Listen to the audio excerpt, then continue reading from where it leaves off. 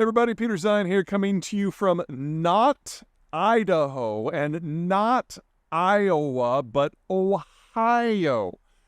Iowa's got corn and pigs and soy and insurance, and Idaho has potatoes and wheat and the Snake River. Ohio excels at things like manufacturing, or at least it did.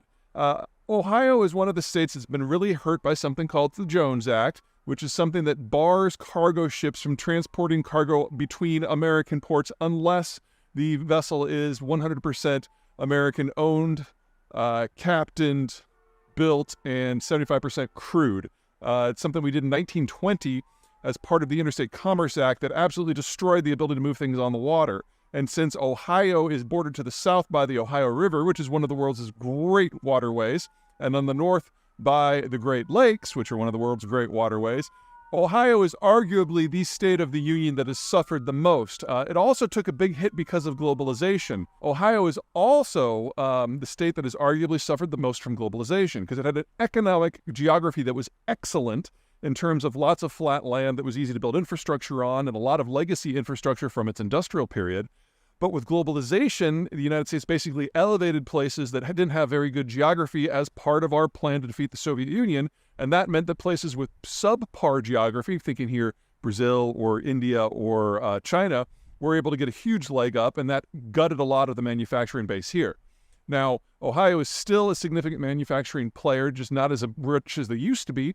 And part of the decline in the use of the waterways and because of globalization is part of the reason why MAGA and Donald Trump have done so well in this state and why the state's politics has taken such a hard turn to the populist right.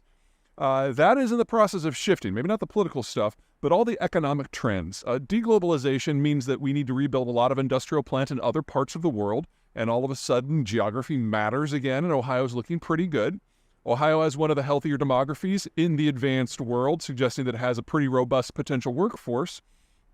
And the state and the local governments here in the Columbus area have been very aggressive at going out and courting the investment, with the single biggest achievement they have being the Intel facility that is just down the road here.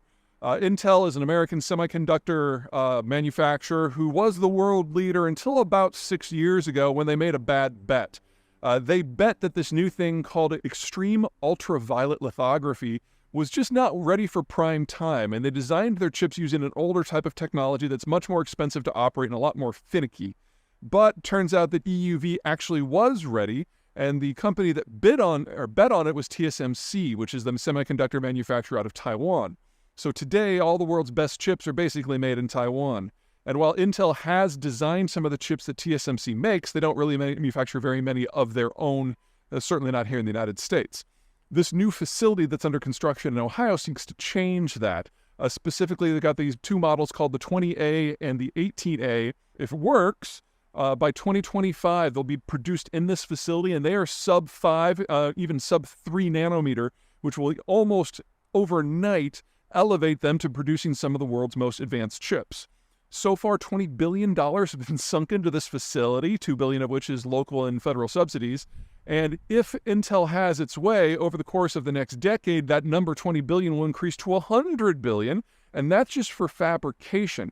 That doesn't include any follow-on businesses that are likely to pop out from network effects, whether that is assembly or testing or light manufacturing to take these chips and put them in things that we use every day. So the potential here for the Ohio region to grow is explosive. And that even assumes that we don't want to do anything with the Jones Act. And if we do, then all the old manufacturing is likely to come back as well, because you just can't beat the local geography here for internal transport. So, will that have political connotations? Probably. And that'll get really colorful, but we're going to cover that in a different video.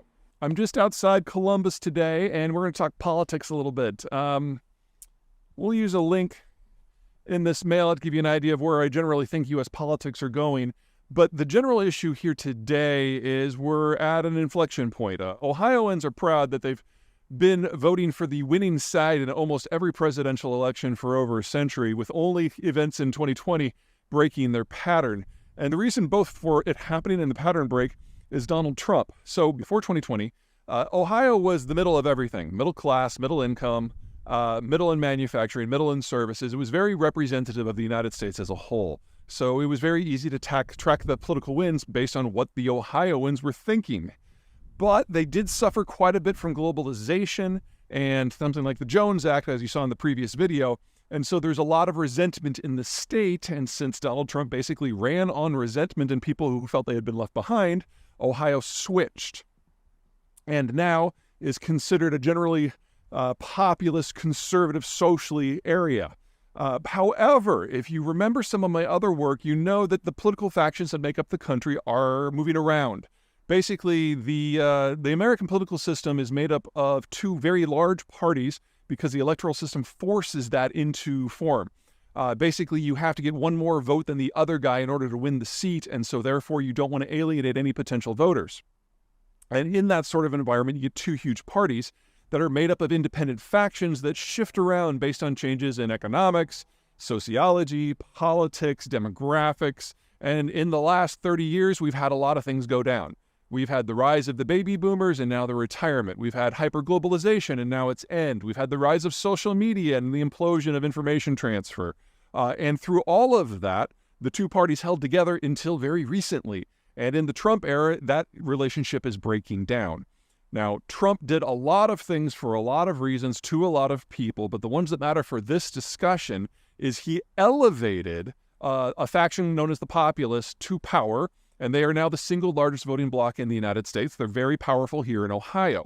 But in doing so, he drove away a number of more traditional factions, he would call them rhinos, that include the entirety of the business community. But he was able to court other groups that are more socially conservative, like the Catholics and the Hispanics, over to his side.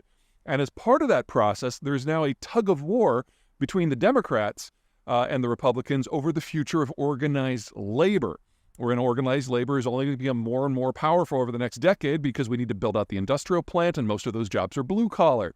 And we're in an environment of labor shortage. So we're going to see more and more strikes. What this means is the business community and the labor community, which have traditionally been the two most powerful voting blocs in Ohio, are suddenly swing voters. So everyone got used to Ohio being the man in the middle and ultimately representing what we were all thinking. We're still there. It's just that the two factions that matter the most are at the moment not part of the political process. So what we're going to be seeing over the next few years between this massive reindustrialization and build-out and this political shift is Ohio is still going to be the man in the middle. And where they come down is going to determine the shape of our political parties moving forward. And we're seeing those arguments across the Ohio political landscape right now with everyone engaged and everybody angry and everyone hopeful all at the same time. So stay tuned, watch Columbus, and they're going to give us our first good taste of what our post-Trump party structure is going to be.